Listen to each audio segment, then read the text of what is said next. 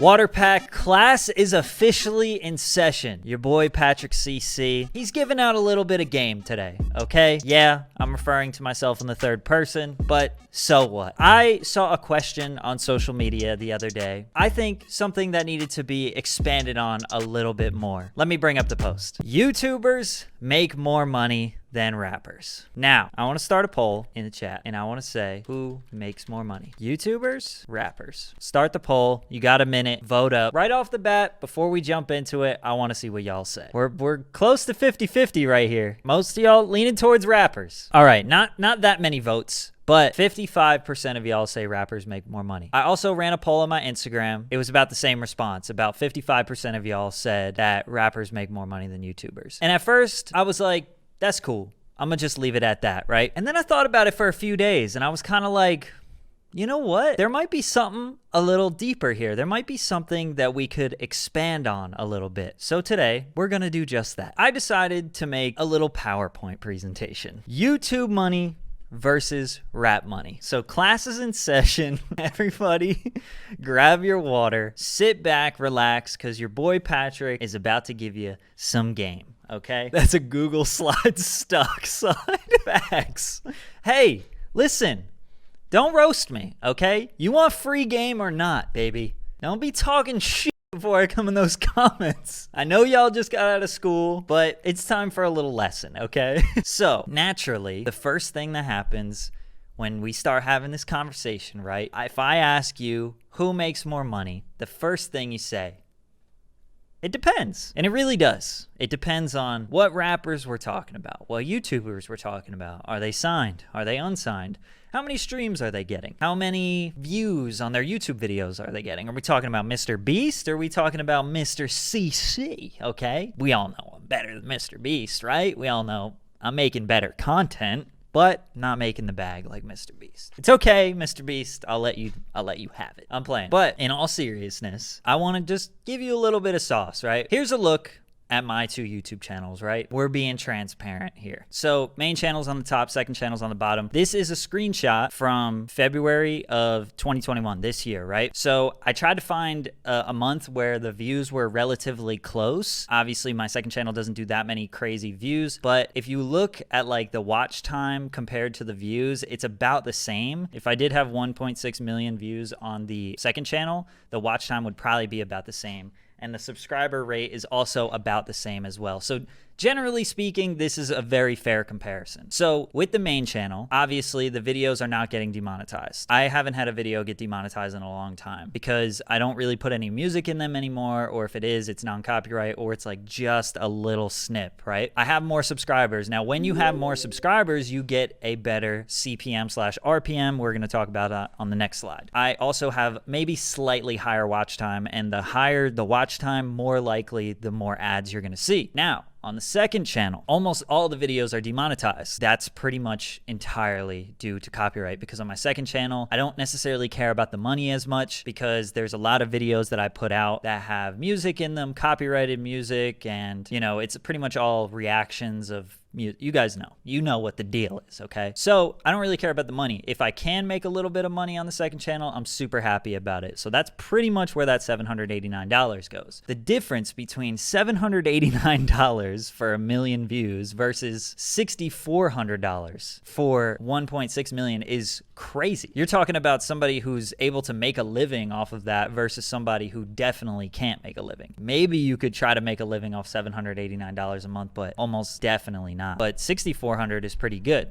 Now, obviously, there's expenses and there's tax and all that, right? There's all of that, but I'm pretty much in this video not even going to talk about any of that because we're just going to try to look at the numbers for what they are. So you guys are probably all asking, well, why is the difference so big besides obviously being demonetized? I'll tell you this, if all of the videos weren't demonetized on the second channel, I still wouldn't be making this much money. This is where CPM and RPM comes in. This is the biggest, most important thing for a YouTuber and their ad revenue, right? For a while, you just got the CPM, and I think that this is correct, but I'm not 100%. I'm pretty sure CPM is what the advertiser pays. So if Coca-Cola runs an ad on my YouTube channel, this is what they pay. The RPM is what I get. I don't know if that's 100% accurate, but I will say I know for a fact that $3.90 is the RPM. Now, what is an RPM? That's not per view, that's per 1,000 views. So every time I get 1,000 views, I get $3.90, which from what I've seen compared to other YouTubers, and I know their RPM, mine seems to be a little bit on the lower end, but still pretty good for music. RPM stands for like revenue per meal or something. I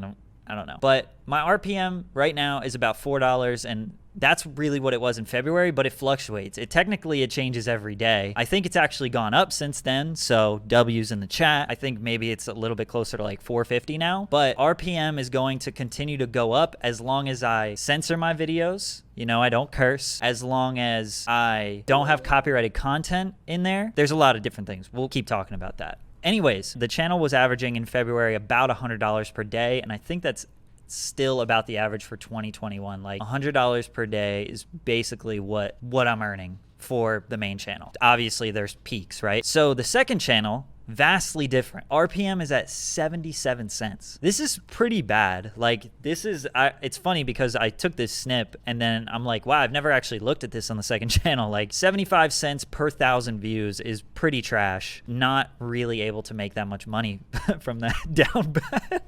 And it's funny because the playback based CPM is almost the same. So advertisers are paying $7 per 1,000 views and I'm getting 75 cents. Bruh. These peaks though, so you'll see, what are these peaks? Now, these are actually from super chats. So when you get a super chat, which is basically when you go live on YouTube and somebody donates through a super chat, that counts towards your ad revenue and it gets bundled in with that. So I have these peaks here because I used to go live listening to your music. You guys know that, you remember that. And you know, you get $5 here, you get $10, you get $20, you get whatever, and they throw that in with your ad revenue. But I don't think that that counts towards your RPM, but that's just what those spikes are. So if I didn't do live streams, none of these spikes would actually be here. And that's why I had this $15 here, because I would probably average about $15 a day. So the only reason it really is $789 is because I was doing those live streams. So yeah, pretty much what I'm getting at, the point of showing both of this is like essentially two different YouTubers, right? The top YouTuber is somebody who's probably able to make a decent living just on ad revenue alone. Now that's not what I'm making my living on. I have 2 employees that I have to pay and I have to pay taxes and all that. And also that's not my only revenue. Technically, if I was doing everything by myself, I definitely could live off the ad revenue alone on my main channel. My second channel, not a chance. So what impacts a CPM and an RPM? That's probably the next question that y'all would go into. These are the biggest things as far as I know that impact RPM. First thing I just want to say is the type of content that you're making is definitely super heavy. Now, I make content that's about music, sometimes it's about promotion, sometimes about marketing, business. YouTube probably has a very complicated way of categorizing or putting you in a genre so that when they go to brands and they say, hey, you're buying ads, what type of content do you want to advertise with? I would fall somewhere in that content. But basically, the ad types, right? The types of ads that viewers are seeing on your channel. So 70% or 69%. Nice. Is through skippable video ads, which are basically the 5-second ads that you can skip in the beginning. So those are super valid. If I decided to take those off, I would lose 70% of my revenue. So your boy is never taking them off. Bumper ads are like the little ones that show up on the screen that you can X out. It's like in the middle of the YouTube video. 14% from that. The non-skippable video ads, 10%. Those bring in a really good amount of money because the viewer is forced to watch it. And then display ads, I think that's like on the side of the screen or whatever. But this is very important for you guys to understand is I can't control what ad types are shown. I can control that there's a pre-roll ad, so I can control that you are seeing an ad when I start the video, but I can't control whether it is a skippable ad or a non-skippable ad. The only thing I can control is how many I put. So I think you're allowed to put an ad every 1.5 minutes if you want to. What I try to do is I put 1 in the beginning, 2 in the middle, and 1 at the end. Most people don't ever see the end. Everybody's used to seeing an ad right when they start a video, so I keep it like that. And then the 2 mid-rolls, I feel like is valuable, or I think it's reasonable for a 10-15 minute video, which is what I pretty much typically average. I just want to show, I'm going to remove my camera crop so you guys can see the age and gender. So my audience is 95% male. So where the boys at right now? 95% male demographic. So it's just me and the boys, really. From what I understand, and I don't actually know this for a fact, but I just know this from what people have told me. A higher female audience is going to get you a better RPM and CPM, which is what we talked about before. This number is going to get impacted a lot more when you have more female viewership. So obviously 5% is extremely low, because here's the thing. Women are more susceptible to advertisements. Women are also more heavily advertised too, if you think about makeup and soap brands and beauty and skincare and a lot of that stuff. A lot more of the target demographic for advertising is female. Females are also less likely to have ad block. Ask any girl you know if they have ad block and they'll be like, what's that? My girlfriend literally downloads every app that gets advertised to her on Instagram. Yeah, they're more susceptible to advertising. I mean, that's just, I guess that's not a fact, but I'm just heavily assuming that because in my experience, that's what the deal is. And everybody that I know that has a higher female audience than me makes more money than me. So I feel like that's not really a coincidence. Then we also have the age groups. I think that my age demographics are fine. I don't really know too much about like what the best demographic for advertising is.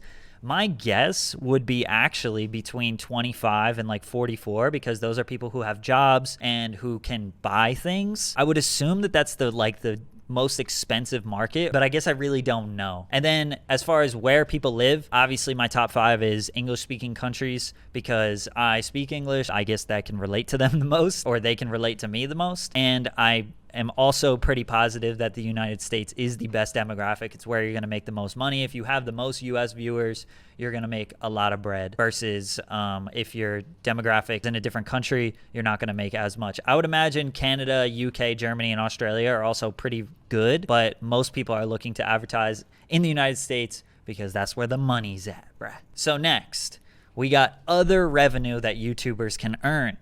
So, like I said, we're keeping it 100% honest here. Brand deals, right? That's the big one. A lot of YouTubers, they make almost all their money on brand deals. They have to do a lot of brand deals because let's say they make content that's a little risky, or they don't want to censor their cursing, or somebody like Danny Duncan, right? He probably makes nothing on ad revenue. So for me, I try to keep myself within the range of $2,000 to $5,000 for a brand deal. Now, you guys know, if you watch a lot of my videos, I don't really ever do brand deals because I feel like I'm making good money and I don't necessarily need that extra money, because brand deals heavily hurt your watch time. So I actually don't have a snip, but I should include one in the YouTube video when I edit this. If you look at all of the videos that I've ever done with a brand deal, the viewership drops tremendously as soon as the brand deal starts. So when somebody says, hey, by the way, this video is sponsored by blah, blah, blah, so many people click off, because if they're not a fan of you and they're not that invested in the YouTube video, that is the perfect time to click off. It's like, okay, I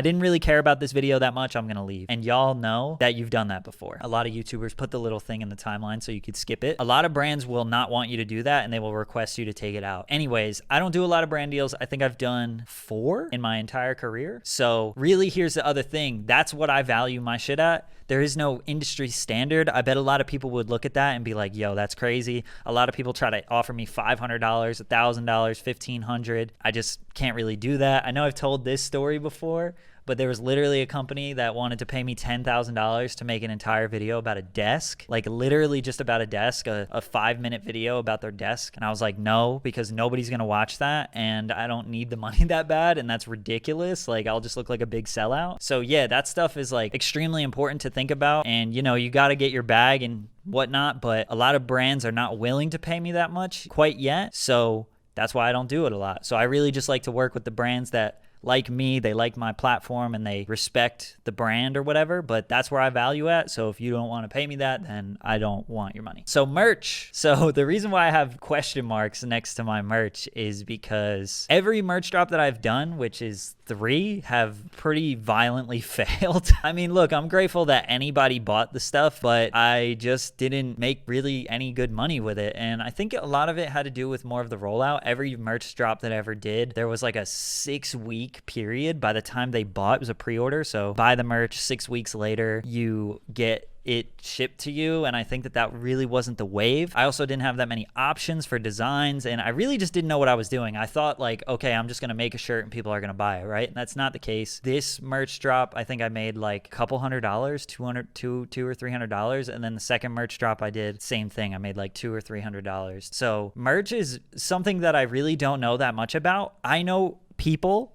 such as myself who haven't really done merch successfully, and then I know people that make $5,000 to $10,000 a month on merch. So it really depends on just how good your stuff is and how good like your audience is. Do they really want to buy the stuff? Do they really care about it? When you're thinking about rap money versus YouTube money, as far as YouTuber merch, like it really just depends. So if you want to throw a number out there, I would say maybe just to be safe and put $1,000 a month or something like that. By the way, don't worry if you didn't buy the merch. I totally have moved on past that, and we're working on merch. It's going to be good shit. It's going to be affordable. It's going to be fucking...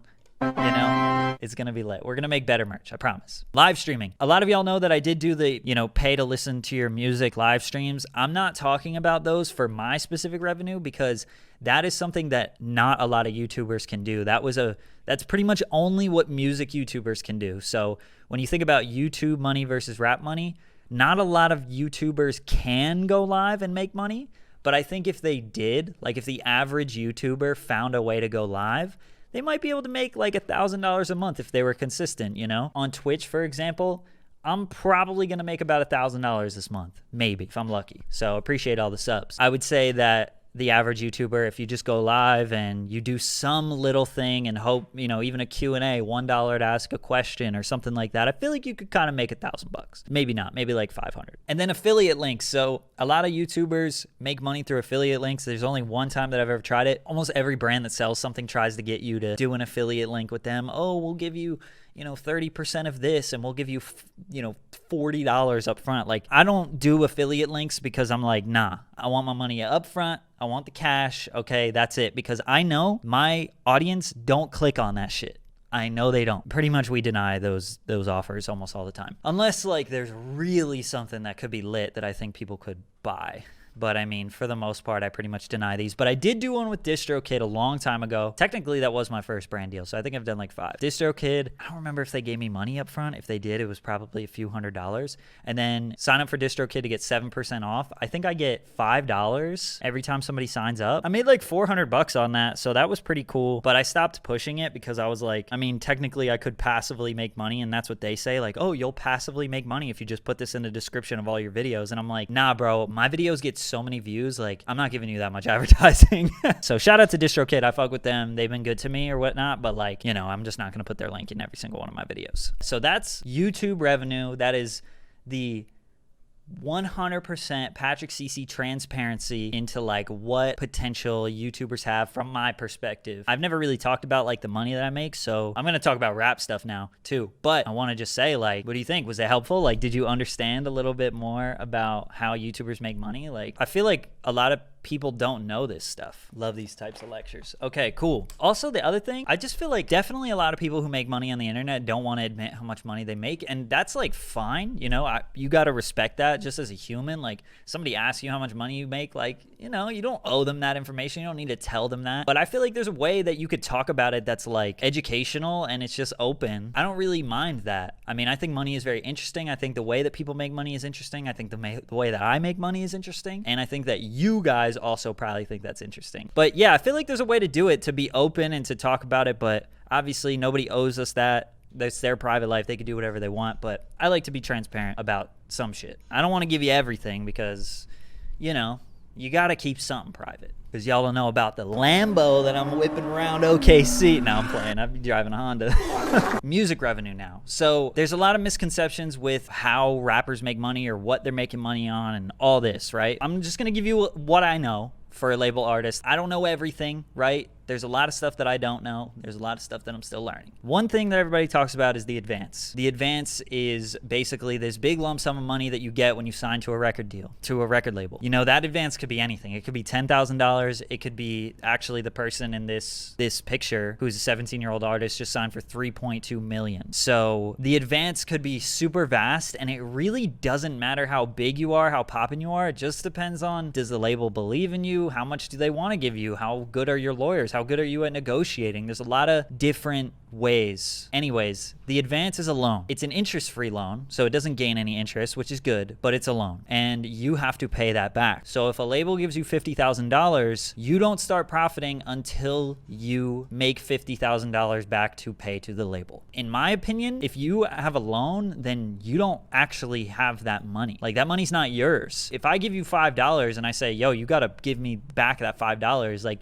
you don't technically have $5. You have negative $5. If you want to make $5, you got to go get 10, right? So that's the way it goes. We'll talk about that a little bit more. Next, the percentage of streaming revenue is most likely 50% or less. And we're going to talk about that a little bit more when I pull up Record Deal Simulator. But basically, when you start splitting up, okay, this person wrote the song, this person produced it, we got to give this person a percentage, that person a percentage. The label obviously takes a percent. More likely than not, the label artist is getting 50% or less. If a label artist is making more than 50%, they probably have the best deal in the world.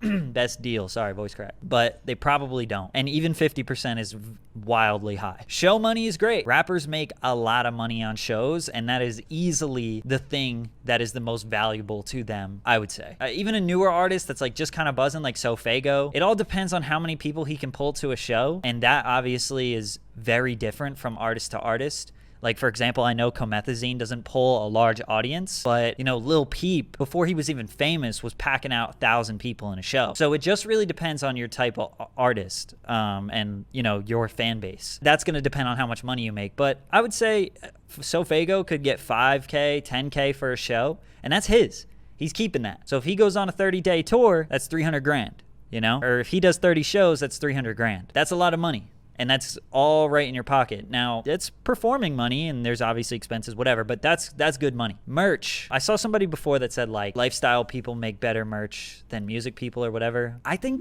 that rappers probably do better merch. All my artist friends that do have successful merch brands, like, it's just people that love you and your brand and your name so much that they will literally just wear your name on a shirt. Like, people will just wear a shirt that says Polo G or 50 Cent or whatever, a picture of you. I don't think that people really will do that as much with a YouTuber, because you kind of feel like you know a YouTuber a little bit more. Like, you're not really just gonna wear their name. Like, people ain't gonna rock a t-shirt of me on them, and I wouldn't expect them to, and I never will ever make a shirt that just has me on it or whatever. But I think that rappers have that ability a lot more. So in my opinion, I think rappers could make more money on merch. Polo's hoodie sold out in a second. Yeah, I believe it. So a lot of the times, labels don't take merch money. If labels are taking merch money, you're probably in a 360 deal and you need to renegotiate. But labels shouldn't be taking merch money. So I would say YouTuber merch and rapper merch are probably about the same. Just depends on the artist. But I would say rapper merch is probably a little bit better. I see rappers who have 2,000 followers that can sell 50 shirts.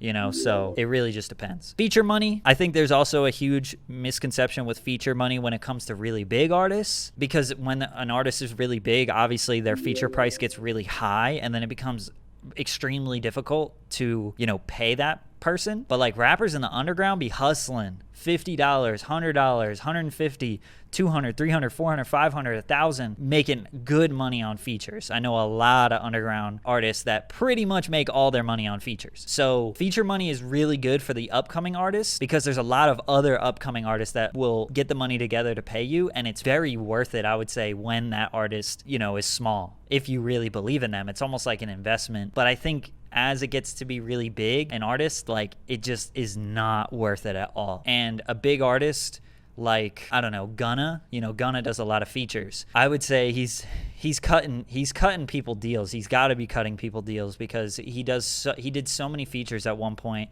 There's just no way that every label out there was paying $30, $40, $50,000. He was probably hustling them for 10, 15, 20 maybe. There's a misconception. Rappers will take a lot less if they know it's with another established artist. I do know somebody who paid a big rapper $100,000 for a feature. I'm not going to give the details on that, but I do know somebody who paid $100,000 for a feature. And that, in my opinion, it made sense for them, but I was very surprised that they did it. And I was like, kind of like, that shit ain't worth it.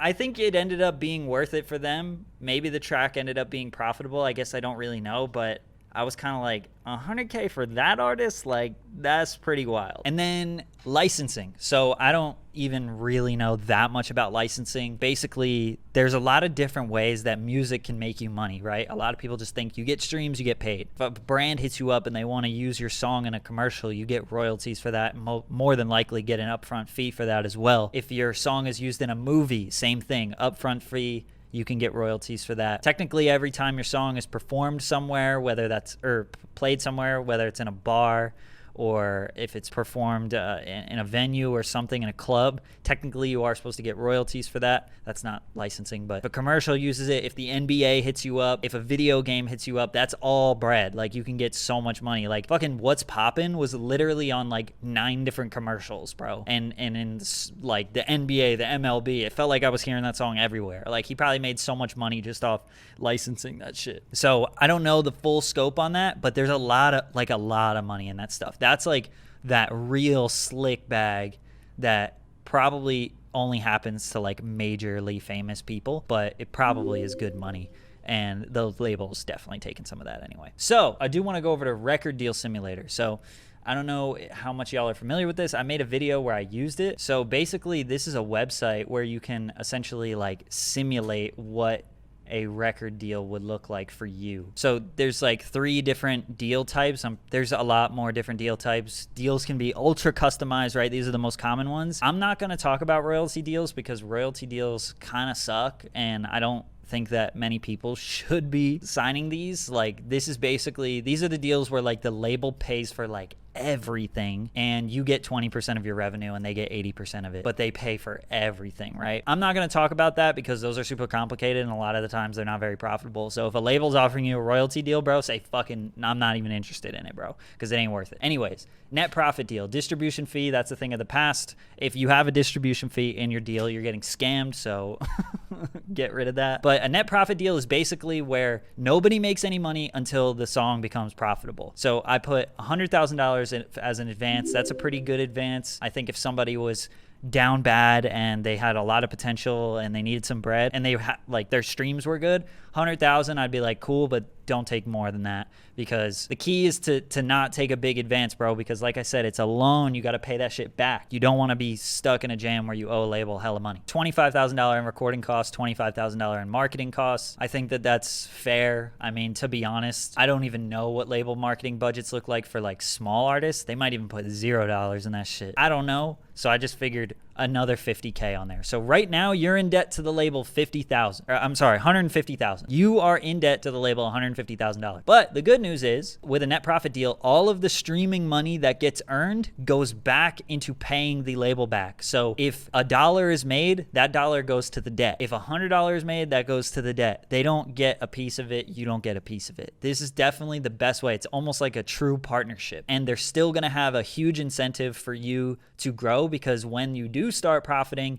they're going to get 50% of that profit. So this is a good deal. I think, in my opinion, like, if your net profit deals should be way more common, and artists should definitely be shooting for these more, and labels, because 50% is still really good money. So I figured this out a long time ago. Like, if you do the averages, I would say that this is probably the average revenue per stream. So basically a 4,000th of a cent. So it's basically the same as my YouTube RPM. With 1,000 streams, you'll make 3.90.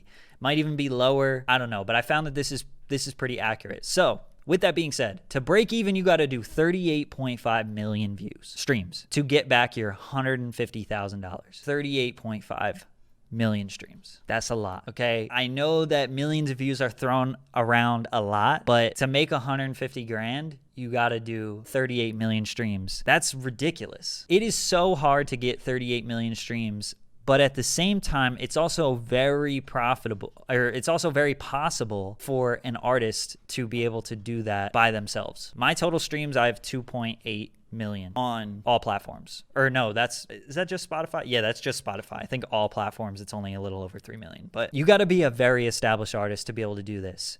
I mean, I only have 45 million YouTube views total, but yeah, for streams, I do like 3 million. So anyways, that's a lot of views, right? There's a lot of people that ain't gonna do that. You got to have a really hot song, or you got to have a really successful project. Here's the other thing though. If you can get to 38 million streams, I feel like you could easily get to double that, because 38 million streams indicates your song is probably really good. If that's just one song, even if it's a whole project, even if it's your whole catalog, if you earn 38 million streams, you're probably making good music. Objectively, you're making good music, right? Because that's a lot of streams. Here's the thing. Once that goes up, you start getting 50% of everything. So you double that, now you get 75K. So you got 150K up front, then you paid it back, and then you doubled your streams, and now you made 75K. So you got 150K up front, but if you want to make 150K, you got to triple that number. You got 150K for 38, but technically you ain't making 150K until you get, what's the math, 120 million streams? So 120 million streams is so many to make $150,000. Like at that point, that's kind of crazy. So you could see how when the label gives you an advance and you got to pay back a loan, you're like, damn, bro, I got to work really hard and get really lucky, basically, to pay that money back. Whereas me, let's see, I'm actually curious now. With YouTube views, to go back to the original topic, I think that's actually the same CPM. What was it? It was, or my RPM, it was 3.9. Yeah, so 3.9 for every 1,000. This is how many streams? 38 million divided by 1,000 is 38,000 times 3.90. That was my RPM, remember?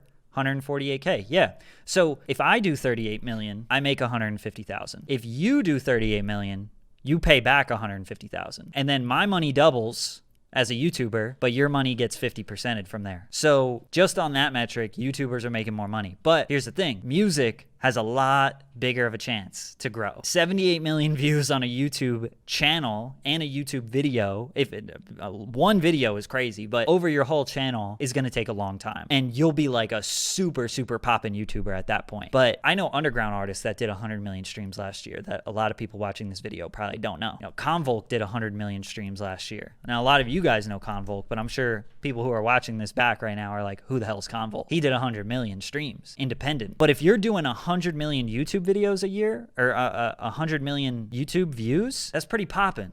Like really poppin'. Mr. Beast is doing 100 million like every 2 videos. He's different. But like I said, I've made probably about 50 million views in my entire career. And I'm on 3.5 years. So about 200,000. I didn't even make this much because your CPM grows. So in the beginning it was really trash, but maybe it's been about 180K or something over time. But anyways, I feel like that gives you a better understanding of like the breakdown of like a label artist and how they're getting their money. So I think when you're a label artist, if the label's really pushing you, you have the potential to earn a lot more than a YouTuber. If you're doing the same amount of streams than a YouTuber is doing views, a YouTuber is 100% making more money than you. Cool. Did that make sense? Now I'm going to talk about my music. So my music, I'm 100% independent. For those of you that are watching, for whatever reason, if you don't know who I am or what I do executive production. So I am not a performer. I don't sing, I don't rap, but I realized that I have the potential, since I have such a big audience, to be able to make music and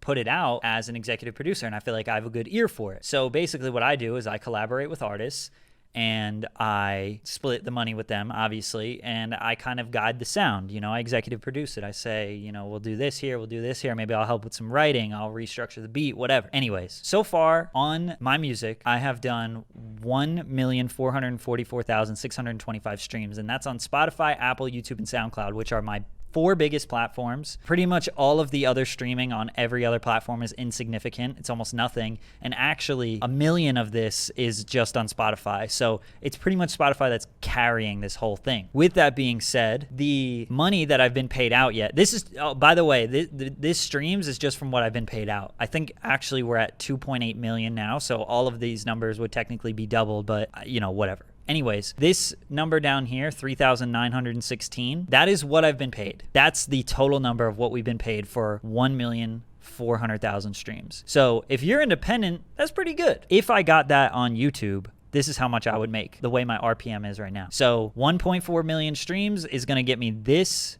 1.4 million YouTube views is going to get me this. So I'm making more on YouTube. But here's the thing. On the music, I gotta split up the money. Whereas this, on YouTube, I keep it all. So my actual cut is about $979. That's not 100% accurate. I take about a 25% cut on average of the songs. I try to split the revenue up as even as possible. I would say on average, for all of the music that I've put out, I get about 25% of the revenue, which, you know, the people that I work with are happy with the terms that we agree to. And I think that even I could probably take more, but I just like splitting it up as even as possible. I'm in for the long game. I don't care about the extra bag. I want to create good relationships with artists. I want to build for the long run, and I don't want to be too greedy. So I feel like 25% is a good metric. Obviously, if I'm just working with one artist, my percentage is going to be higher. And if there are multiple artists on the track, like Black Hole Sun or Fall Damage, which are like my 2 biggest songs, both of those songs, I don't even have the biggest percentage on that.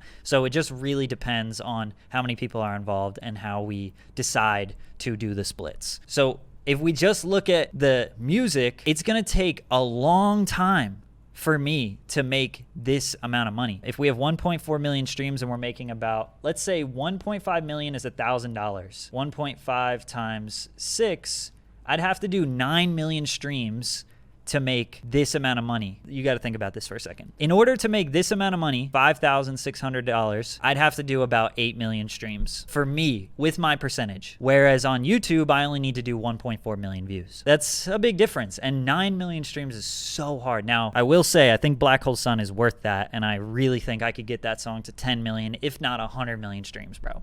Black Hole Sun is a banger. We're going to blow that thing up. Hopefully. I mean, whatever. Whereas YouTube videos, they don't have that much replay value. You know, this is the YouTube money versus rap money wrap up, in my opinion. I have W's and L's instead of pros and cons because pros and cons just didn't sound right. These are like the W's of being a YouTube money person, and, you know, these are the L's with it. But anyways, for YouTube money, I think it becomes profitable a lot faster. I think the investment that you make, your time investment, your ability to earn is a lot faster. I was earning money faster, and I think it's possible to do that a lot faster on YouTube. It's really good that you're able to keep 100% of your revenue. I mean, obviously, if you have a manager, then they got to get some, but that's the same thing with a rapper too. And almost all rappers need managers. You don't even really need a manager with YouTube. You could do all the negotiating yourself. It's super normal that a lot of YouTubers don't have managers. I have one, but he doesn't take any of my the money that I was showing you, just brand deals. So keeping 100% of your money is key. Requires less natural talent. I think that YouTube definitely requires less natural talent. I think being a musical artist, from somebody who's tried both, like music, you can obviously work at it and get better, but there's just like this element of natural sauce that you gotta have. Whereas I feel like with YouTube, it's kind of just like public speaking. Like if you really just get better at public speaking, you'll be good. And like you could just sit in front of a camera. You never have to be in front of a crowd. I just feel like the naturalness of it could be learned. I think a lot of people could learn about being a YouTuber. I wouldn't say the same thing about streaming. Streaming is a lot harder to stay entertaining. You know, even I don't even know if I'm really that great at it, but I feel like I'm doing okay. And I feel like more creative freedom. I think you have more creative freedom as a YouTuber / content creator. I think if I decided to start doing different stuff, as long as the rollout was good, people would follow. If I wanted to get into gaming, people would probably like it. If I wanted to just switch up and just do some different genre style content, I think it could, as long as I executed it well. It's really the same, you know, it's the same editing. I just have to do better research, but like the execution of it is the same. Whereas if you're trying to make different music, Like the execution could be totally different. Like if you're trying to rap versus sing, those are like totally different things. But making a YouTube video is pretty much the same way. It's the same thing every time. It's just, what are you talking about? You know, what is the subject? Does that make sense? Like music is a lot more complicated to move across genres. And I feel like it's also way harder for an artist to make a new genre or to experiment in a new genre without them being, you know, overly criticized and stuff like that. So for the W's on the rap money side, music has a lot longer of a lifespan. Some music is timeless. That is not even close to the case with a YouTube video. I don't care how good the best YouTube videos are. There's some classics out there, Chocolate Rain, but that's a song. I'm trying to think of like the most classic YouTube videos. Like some of the ones that I watched when I was a kid maybe are some funny ones, but like ultimately they have a short lifespan. They don't have that much replay value. Music can last forever. People are still listening to music that was made 100 years ago. And that will always bring you money. Always. People are making money off music that was made 100 years ago. Facts. So that's a long bag, baby. That's a long bag. I think there's more ways to earn as a rapper. And this kind of goes into my next point. Rappers can do almost everything a YouTuber can do, but not vice versa. A rapper could start a YouTube channel. A rapper could make vlogs. A rapper could sell merch. A rapper can go live. But I think a YouTuber, obviously a lot of them try to dabble in music, but almost it's very rare that any of them are good at it. But a rapper has a lot more ways to earn money on the product. And also, we're talking specifically about the product. Like a YouTube video, you can't really license a YouTube video. I mean, yeah, I guess it could be in a commercial or a music video, but for the most part, not really. There's not that much you can do with the product of a YouTube video besides earn ads on it. But music, you know, commercials, brand deals, movies, live performances, there's so many different ways that music can make money. That's the fourth point of music can be packaged in many different ways. There's so many different ways you could sell music. And then for L's on the YouTube side, I have a money ceiling. I feel like there's a cap to how much money you can make being a YouTuber. I mean, shit, it's still really high. There's a lot of YouTubers that are making millions of dollars, but a lot of that is coming from outside of YouTube. A lot of that is coming from stuff that they do that kind of starts to be in the real entertainment industry, whether they become actors and stuff and start getting away from YouTube, or maybe some of them do become musicians like Joji and even Cody Ko. There's a ceiling to how much you can make, and that ceiling is a lot lower than what a rap ceiling would be. There's less ways to earn. I already talked about that. You know, brand deals, merch, affiliate links, but you're not really doing that much more other than that. And like I was saying before, videos have little replay value. You watch it once, you maybe watch it twice. If it's a banger, maybe you can get 3, 4, 5 views out of it, but like most of the time, bro, you watch a YouTube video one time. Music's got so much replay value. For L's on the rap money side, it's harder. It's so much harder. And I don't really feel like arguing with anybody about that. I think I'm just 100% spitting facts. It's harder. You need a label to reach the big money level for rapping. Maybe there's a bit of an argument against this, but there's not that many independent artists that at one point didn't sign to a label. There's a lot of independent artists right now. You know, Russ is one of them that I think is one of the more successful ones. I guess I don't know about all of the nuances of everybody's deals or whatnot, but it's almost impossible to reach that big money where you're making like 20, 30, 40, 50 million dollars without a label. You need a label. Somebody needs to be taking a percentage. But that money ceiling that I was talking about with YouTube, you could hit that independently. You don't need an outside entity to push you. You might need employees, but you don't need something other than YouTube to get you there. And that's facts. That's not the case with rap. You need that label. And then with rap, you need a lot more streams to profit. Some people get it organically, right? They just upload and that shit goes. Doesn't happen a lot. A lot of the times you need to market and whatever. It's hard to really start being profitable, making a living on your music. I think that's one of the weaker L's, but basically that's the summary. So after it's all said and done, who makes more money, YouTubers or rappers? It still depends. It depends. I would say a low-level YouTuber is making more money than a low-level rapper, but there is a point where a YouTuber will just not hit that money that rappers are making, and the rappers can go like way above that. So it depends. YouTubers, yeah, you can make a pretty good bag. Rappers, yeah, you can make a pretty good bag. But ultimately, it depends.